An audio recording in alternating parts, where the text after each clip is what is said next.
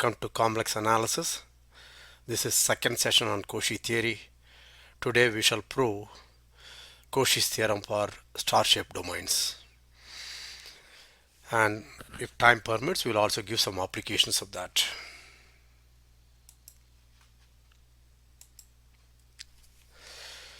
So,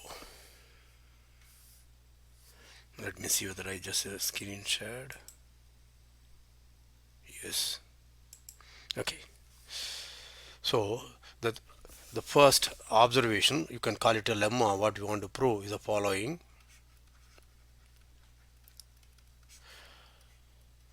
Let U be star-shaped at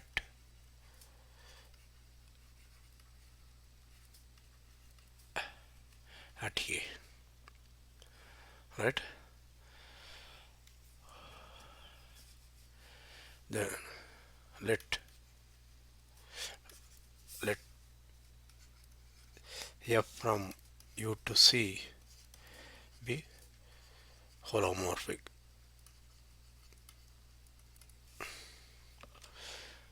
Then F as a primitive.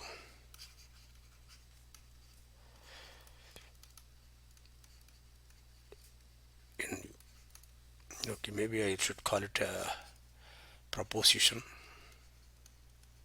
because it's better than a lemma, right? So we had more or less seen this, but let's go through a proof, okay, and clear thing. So I have a star shaped,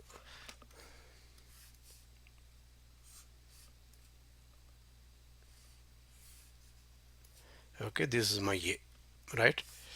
So as I said, whenever we talked about primitive, the easiest thing is consider an indefinite integral, right? So I am looking for a G from U to C such that G dash equal to F. So what was the trick? Our idea is to use some kind of fundamental theorem of calculus. For that I need an indefinite integral. So right, so how do you think I can construct a G? We had already seen that in an earlier lecture, but in case you don't remember, let us look at Z. Okay, since U is star shaped at Z, given any Z in U, the line segment AZ is contained in U. Yeah, right? Therefore I can define G of Z equal to integral over this path, okay, of F. Remember what is AZ? This is the path which is gamma from 0 1 to U, so that gamma t is A plus t into Z minus A. Okay, this is the path we have. Whenever line segment, this is always the path we decide, right? Okay, this is what we want to prove. So what do you want to prove? No, I want to prove G is differentiable and G dash equal to F to prove.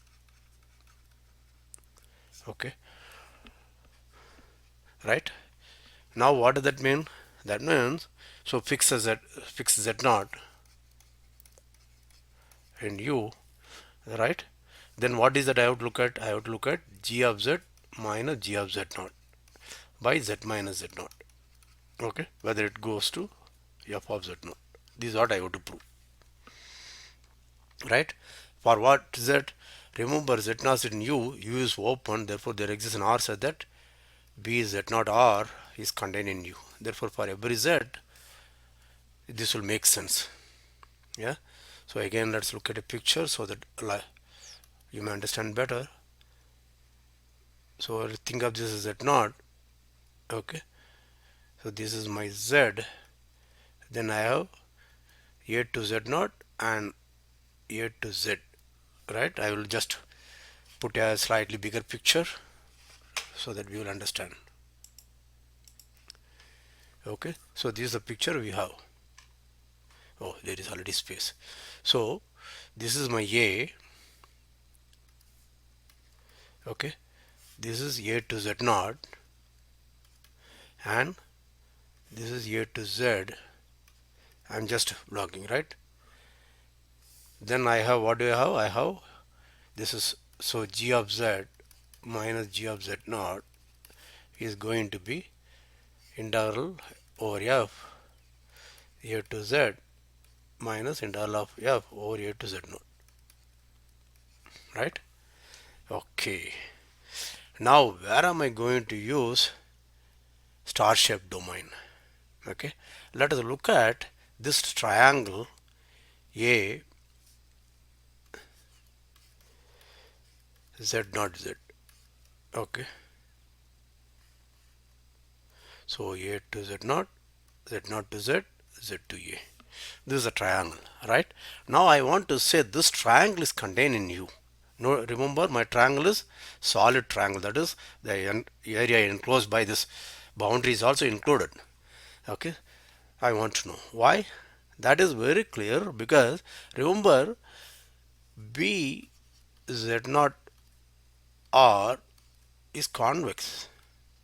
Therefore the line z naught z is in B z naught of r, and hence that's contained in U. Do you follow that? Therefore, if I take any line joining A to some point here, that is included. Okay, remember one of the descriptions of A z naught z was all lines joining A to T to any point here, right?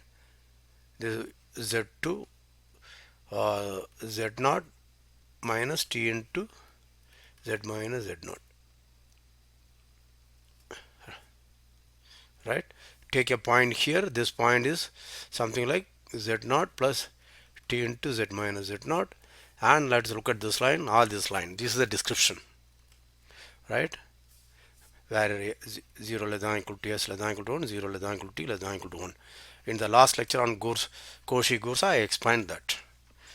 Okay, right? Now since this star shaped at A, this entire line is in U. Therefore all these lines are going to be in U. Therefore it follows that this is a subset of U. Okay, so pause, review, proceed.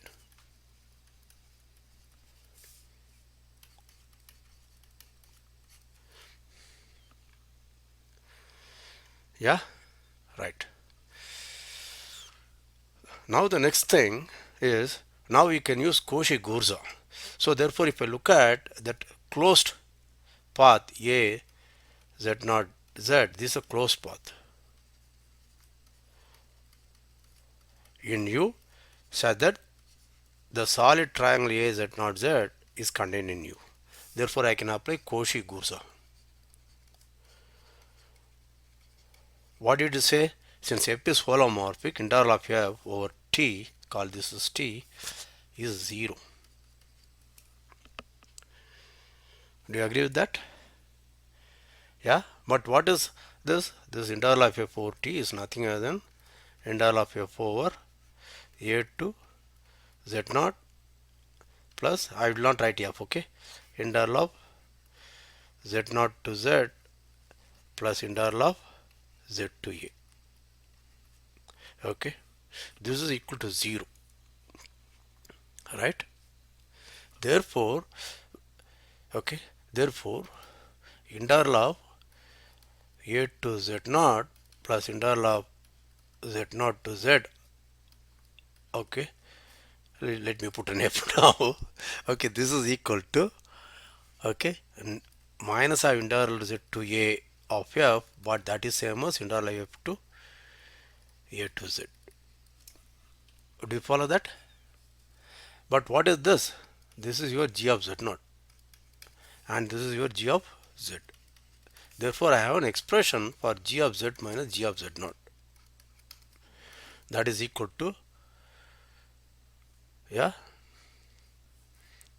integral of f from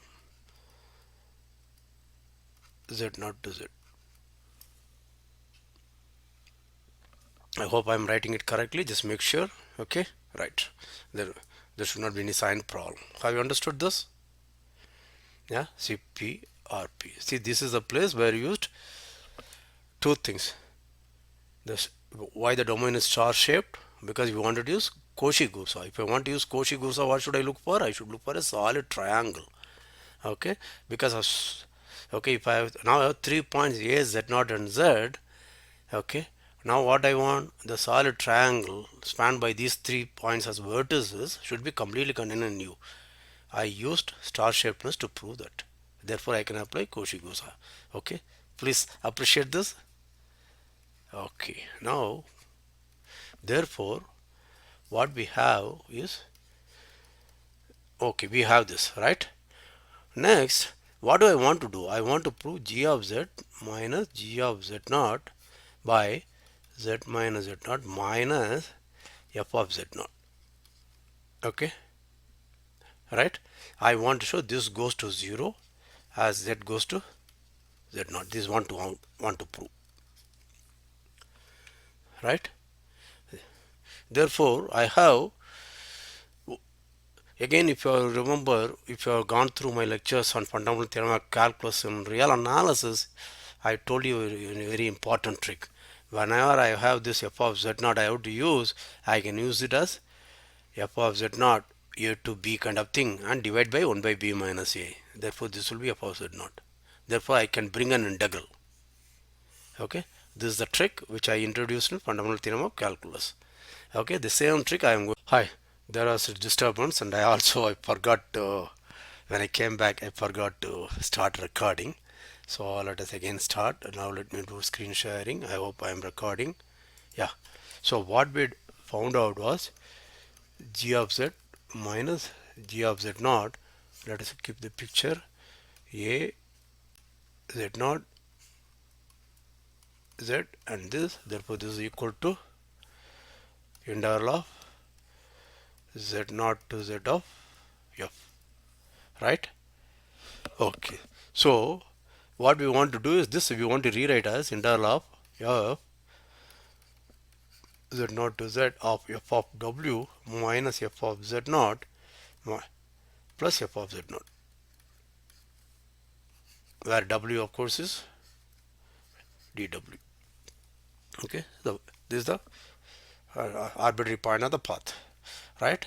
This by linearity of the integral, path integral, this is f of w minus f of z naught. Okay, this is integral z naught over z plus integral z naught, the path z naught over z into f of z naught. Okay, but remember this is a constant on this path, therefore this is equal to f of z naught into z minus z naught, right? Okay, therefore we have g of z minus g of z naught by z minus z naught minus f of z naught. Okay, bring it to the other side. This is equal to integral, okay, I am z minus z naught into f of w minus f of z naught, dw if you want. This is z naught over the interval z naught to z. Okay, from this, do you follow that? This, okay, this is equal to this. I take it to the next side and divide everything by z minus z naught. Therefore, the right side here also I should divide by z minus z naught. Okay, I hope everything is clear. So this I want to show goes to 0 as z going to z naught. That means I have to estimate this using, of course, ML inequality, right? Now f is differentiable, holomorphic, therefore f is continuous at z naught, right? This is exactly like fundamental theorem of calculus. Okay, so if you give me an epsilon positive, there exists a delta positive, so that, okay, mod f of w minus f of z naught is less than epsilon by 2 whenever distance between w minus z naught is less than delta, right? And of course we also make sure b of z naught delta is contained in u, etc, etc, right? Maybe you can also choose less than r, etc. Okay, b naught and 0 less than delta, less than an r. Okay, you can always choose these things. Are you following? Yeah, because I use the fact the solid triangle is contained where I assumed my z is going to be in B z not R, right? Therefore when I want to take some z, okay, then I have to make sure that delta is also contained in is less than R, therefore everything is inside. Do you understand all these things? Okay, good. Okay, now let's go back. So what am I? Yeah, therefore this fellow in the modulus, what is R modulus of RHS? I keep forgetting, I should keep this. Modulus of RHS is therefore less than or equal to 1 by mod z minus z naught into epsilon into length of the thing. Length is z minus z naught. Okay, therefore strictly less than epsilon.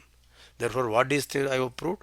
For every 0 for mod z minus z naught, if you make less than delta, I proved f of z minus f of z naught by z minus z naught minus, sorry, g of z is f of z naught is less than epsilon. That means g is differentiable at z naught and it is equal to f of z naught. Okay, so we have proved that is, therefore g is z naught arbitrary, therefore g is a primitive of f on u. Okay, please go through the proof. What is the crucial idea? Where did we use star shaped domain? When we wanted to g of z minus g of z naught, okay, we want to write this on the path of integral of f over the line segment z naught to z. Okay, originally it's not the case. I want to write that. If I want to write that, what did I have to use? I have to use Cauchy-Grosset theorem. If I want to use Cauchy-Grosset theorem, what I have to show? The solid triangle should be contained in U, right? This is how you learn the proof. Okay, not line by line checking. Go back and again revise the proof this way, so that you will see the proof becomes easy. Okay, remembering also becomes easy. Is that clear to you? So P R P.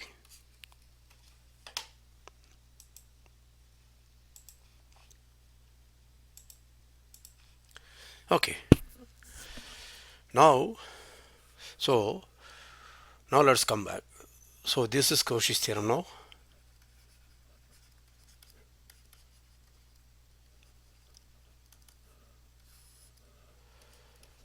Let f be an okay, let U be a star shaped domain, star shaped open set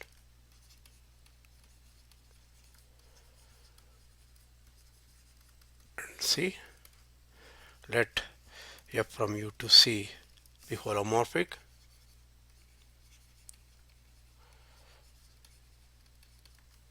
Then okay, 1 f as a primitive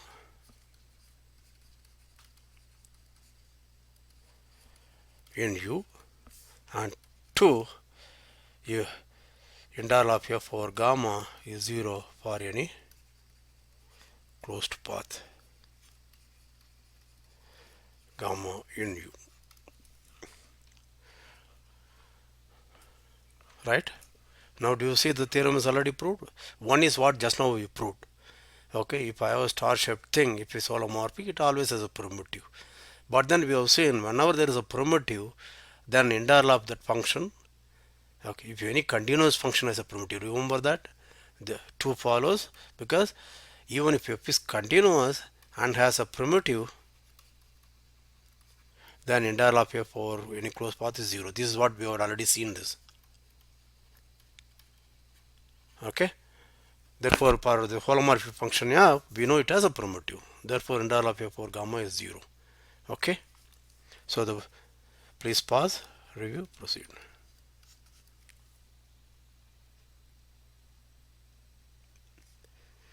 Okay, so let us celebrate. Okay, so when you talked about holomorphic functions, etc., we said one of the most important basic things, even in my lectures on what is complex analysis about, the importance of Cauchy's theorem, Cauchy's theory in complex analysis, it says two things. Okay, essentially it has a primitive, local primitive. What I have proved is if it's a star-shaped domain, okay, if F is holomorphic on a star-shaped domain, then it has a primitive. Okay, and hence integral of F over any closed path is 0. That is easy. Do you follow that? So we proved one part. The other part is I have to prove it's locally a power series. Okay, but let's first draw one more conclusion. So in particular, now let's look at a corollary. Let U be an open set and C F from U to C holomorphic, then F has local primitives.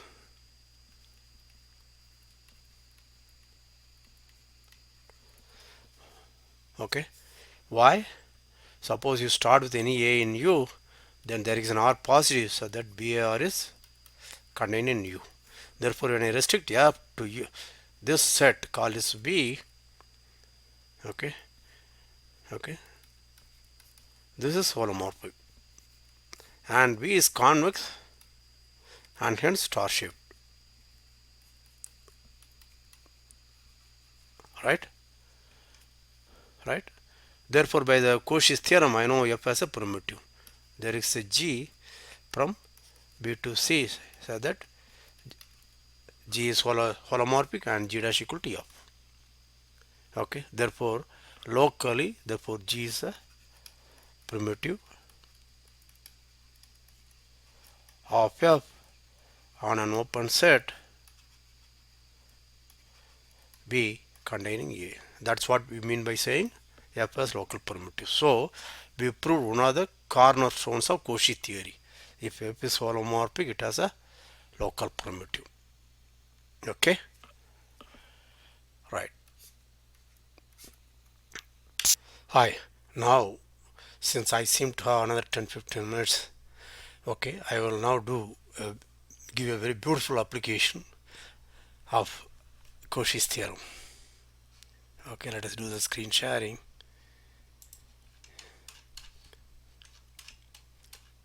Okay, so the application is fundamental theorem of algebra.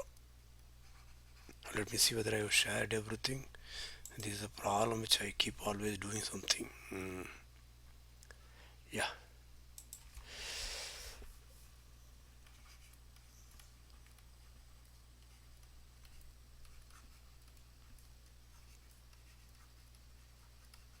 So what does it loosely say? Any non-constant complex polynomial, that is polynomial with complex coefficients,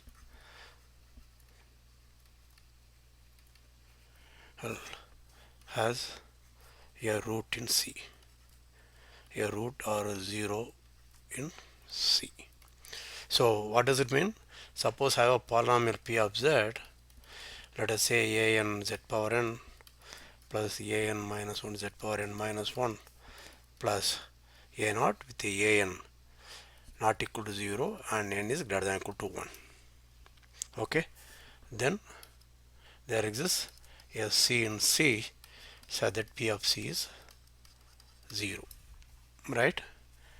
I claim enough to prove this,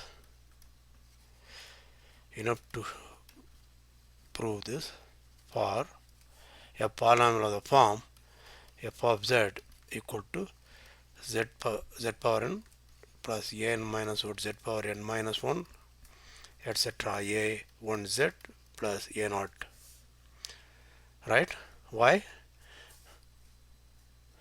If I prove this, let us assume, suppose you are given a polynomial P of z, then I can define, given P of z as above, I can define f of z to be 1 by an times P of z, right? And notice that if f of c is 0, implies, okay, P of c is 0, right? It's an informally factually. Okay, make sure you understand this. Okay, what is the trick? The trick is we notice that if gamma r of t equal to r e power I t 0 less than equal to t less than equal to 2 pi, okay, it's a closed path, then we know that 1 by z, when I integrate this over gamma r, I get always 2 pi I, right? Right. So I want to make use of this fact. Now let's assume f of z is a given polynomial z power n plus a n minus 1 z power n minus 1 plus a naught and n greater than equal to 1, right? Suppose proof is by contradiction. Okay, suppose, okay, assume for all z in C, f of z is not equal to 0. If it is equal to 0, then now we have found a root or 0, right? Therefore, if you look at 1 by f, okay, this, then 1 by f of z, that is z going to 1 by f of z, then is holomorphic on C. But what do I know about C? C is convex actually and hence star shaped. Therefore, what do I have? Integral of 1 by f of z over gamma r is 0 for all r. Okay, I want to contradict this. Okay, is this clear? This is by Cauchy's theorem for star shaped domains.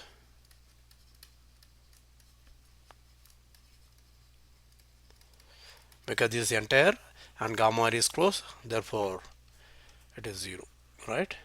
The trick is, therefore somehow I have to bring 1 by z. So what will I do? I'll do f of z by z times f of z, right? Okay, now let us look at f of z. F of z is z power n plus a n minus z to the power n minus 1 plus a1z plus a naught. Therefore this I can write as some q of z plus a naught. Do you understand this? Yeah, this alone I take it out, z common, so I take it out, call it q of z, then a naught. Okay, so I want to write it like this. Therefore f of z is z q of z plus a naught by z f of z, 1 by z equal to this, right? Therefore integral of 1 by z over gamma r, this is 2 pi I, therefore this must be equal to integral of gamma r of z q of z a naught by z f of z, right? But remember, path integral is linear, therefore the additive in particular, therefore it is, okay, z cancel, therefore q of z by f of z over gamma r plus over gamma r a naught by z f of z.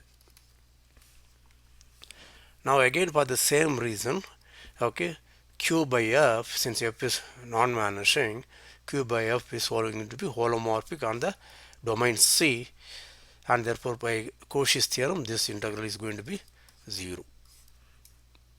Yeah, make sure you understand this.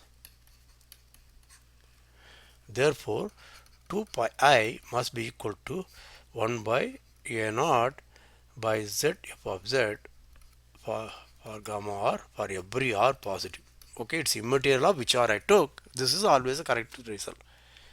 Okay, now I want to arrive at a contradiction. What I want to show is, I want to show this goes to 0 as r goes to infinity. We want to prove, show this. Okay, now this will arrive at a contradiction. Why should this happen? Remember, again, first pick up intuition. The intuition is, if you have gone through my lectures on real analysis, especially after intermediate value theorem, as one of the non-trivial applications, I proved there, if I have an odd degree polynomial with real coefficients, then there exists a real root. Okay, we proved it. Okay, there I had used this trick. The trick is, if f is a polynomial, then modulus of f of z goes to infinity as mod z goes to infinity. This is a, okay, this is a very basic idea. Okay, this is a basic intuition. Okay, now I want to, if suppose that is true, okay, then you can see this fellow is going to go to infinity, uh, right? Therefore a naught by this will go to in some sense 0 and gamma r will be length. Okay, therefore I should expect this to go to 0. This is just intuition. Now I want to make it rigorous. Okay, how do I do that? We actually will show something. Suppose I write f of z, z power n plus a n minus 1 z power n minus 1 plus a naught, right? This we can take out z power n out. Then this is going to be 1 plus a n minus 1 by z plus a n minus 2 by z squared dot dot dot a naught by z power, right? Now again go back. I just will go back and forth because you should learn what I want to do. So I want to show this goes to 0. A naught by z f z over gamma r goes to 0. That means I want to estimate this. When I want to use estimate, what should I do? I should use ML inequality. When I want to use ML inequality, what is that? Mod A naught is a constant, therefore I don't worry about. I have to estimate 1 by mod z into mod f of z. Okay, on gamma r. So I want to show something less than or equal to. Now this I know this is actually r. Therefore I have to estimate 1 by mod f z below less than or equal to. That means what? That means I have to estimate mod f z is greater than or equal to something. Then only I will have 1 by mod f z is less than or equal to something. Do you understand this? Okay, since analysis is many times weak, I am just explaining these ideas carefully. Right? Next thing, notice that if mod z is very large, this means very large. Okay, these are all constant, therefore this will be going to 0, this will be going to 0, this will be going to 0. Therefore this object, okay, in some sense should be near to 1. This object should be near to 1 for if mod z is very large. This is again intuition. Okay, keep all these things ideas, so we will make sure everything works out. So how do I estimate this fellow? Therefore modulus f of z equal to mod z power n into modulus of this fellow 1 plus a n minus 1 by z plus etc a naught by z power n, right? Notice that I want to say this is greater than or equal to, right? Therefore this I can write mod z power n. I don't want to do anything. This I want to say greater than or equal to. Now again, how do I do that? Let us look at triangle inequality. If I have mod a, I can write as mod a minus b plus mod b. Therefore it is less than or equal to. Therefore mod a minus b is greater than or equal to mod a minus mod b. In fact, since this is symmetric in a and b, that is same as mod b minus a interchange, I will actually get mod a minus mod b. But that's immaterial. This is good enough for me, right? Therefore this fellow should be greater than or equal to, okay, 1 minus mod a n minus 1 by mod z, okay, minus mod a naught by mod z power n. Yeah, but again, if you had followed my lectures, various lectures on analysis, especially where I proved about real odd degree real polynomial, okay, or nth root existence, etc. If you have watched these videos, okay, for mod z I don't want this. So if mod z is greater than 1, then mod z power k is greater than or equal to mod z. In fact, it's greater than mod z. Okay, therefore 1 by mod z power k is less than 1 by mod z, right? Therefore if I assume mod z is greater than 1, then this fellow, okay, what do I have? Mod a k by mod z power k minus 1, I believe. Alright, they have to add up something. Okay, let me write mod n minus k, right, this fellow, all of them will be less than or equal to mod a n minus k by this should add, therefore it should be mod z power k. I hope I am right. They add up z, yeah, right. n minus n, therefore then, right? Okay, this is less than or equal to mod a by mod a n minus k by mod z. Yeah, therefore what I have is mod f of z is greater than or equal to mod z power n into 1 minus mod a naught by mod z minus mod a1 by mod z a n minus 1, sorry, a n minus 2 by mod z plus a naught by minus mod a naught mod z. Okay, but that is equal to mod z power n 1 minus a by mod z, where a is mod a n minus 1 plus mod a n minus 2 plus mod a naught. Yeah, so I can make this less than half. That is, I want a by mod z should be less than half. Yeah, right, I want to take away, so it should be greater than half. That means mod z should be greater than 2 by 2 mod a, 2a. I want this greater than. Yeah, are you following? I want 1 minus a by mod z should be less than half.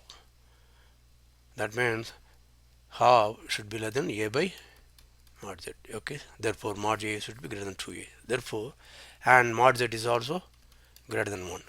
Therefore, if I take mod z greater than or equal to maximum of 1 and 2a, then what do I have? Mod f z is greater than or equal to half times mod z power n. Okay, pause, review, proceed. Make sure that you understand this estimate.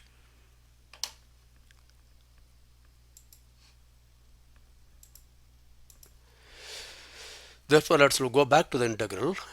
Integral of, I have 1 by z fz over gamma r. I hope this is the one I wanted. Yeah, a naught. Okay, there is a naught, I forgot. Okay, a naught. Okay, so estimate this by ml inequality. What do I have? So modulus of a naught by z f of z is less than or equal to length of this. Length is over gamma r, that is 2 pi r, right? 2 pi r, and then 1 by mod z will be 1 by r, and okay, this will be mod a naught, and 1 by mod f z, okay, is less than or equal to 2 by mod z power n. Okay, that is 2 by r power n, because z varies over gamma r, therefore mod z will be greater than r. Therefore this r get cancelled. So what do I have? 4 pi mod a naught by r power n. Remember, n is greater than or equal to 1. Therefore this goes to 0 as r goes to infinity. So what I have shown? I have shown that 2 pi I, which is integral of 1 by z over gamma r, equal to integral of a naught by z f z over gamma r. Okay, this is true for all r, but this goes to 0 as r goes to infinity. Therefore I find that 2 pi I equal to 0 or absurd, right? Therefore there exists a z in C such that f of z is 0. So fundamental theorem of algebra is proved. I hope I wrote as fundamental theorem of algebra. Did I write calculus? Yeah, right, very good. Okay, so we have proved the result. I hope you enjoyed this. Okay, now there is a challenge. Okay, some of you might already gone through complex analysis course. Okay, you talk to your, or if you may be going to take a course, you ask your teacher, You ask your seniors. Okay. In complex analysis, what is the, how do you prove using complex analysis? How do you prove fundamental theorem of algebra? Universally, almost everybody in the world will say by using Leibniz theorem, which you are yet to prove. We will prove it later. But many people do not know you can prove this immediately after Cauchy's theorem for star-shaped domains. That's what we did. I hope you enjoy this. This is a very beautiful result. Okay, please go through it. We will meet again. Take care. Stay safe.